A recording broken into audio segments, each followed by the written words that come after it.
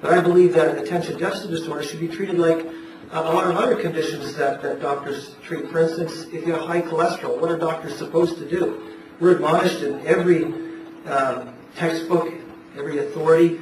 We're told that if you diagnose high cholesterol in a patient, you should work with that patient through nutritional counseling and dietary advice and lifestyle counseling for several months, most say 6 months, before you even consider medication.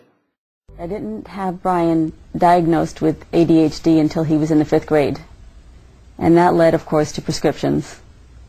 And when those prescriptions didn't work, that led to more prescriptions. And the more prescriptions he got, the more frustrated that we all got. He couldn't get better. He couldn't help himself. He got angry, and the angrier he got, the more violent he got. Each morning in the United States, between 6 and 7 million children are given a prescription medication before they can go to school. Many of them are taking Ritalin or other amphetamines. More and more aspects of human behavior, human distress, just general unhappiness is becoming medicalized. It's being made into diseases. This culture has grown in parallel with the growth of the pharmaceuticals industry and its investment in psychotropic drugs, that is, drugs that affect the psyche, the mind, the brain.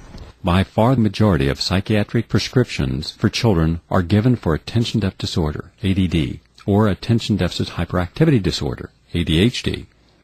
One of the alarming concerns I have both as a parent and as a physician is that there is much misdiagnosis and overprescription of medication, inappropriate prescription of medication, changing these children's lives forever for the worse.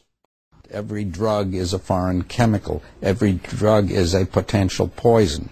I have been consulted in no less than 10 cases of cardiac deaths due to psychotropic medications. The psychostimulants, methylphenidate, and the amphetamines are known to cause high blood pressure, known to cause cardiac arrhythmias, including cardiac arrest and cardiac death. Matthew Smith from just outside of Detroit had been on Ritalin for approximately 5 years. His parents had wanted to take him off of medication because of recurrent chest pain and shortness of breath, but they were coerced to keep him on the medication.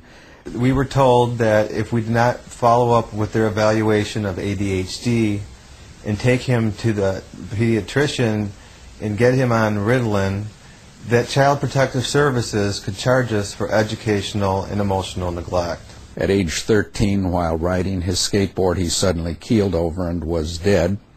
The county medical examiner said there was no doubt in that case that the chronic administration of the Ritalin was the cause of death. On the death certificate it says that he died from the use of methylphenidate, Ritalin.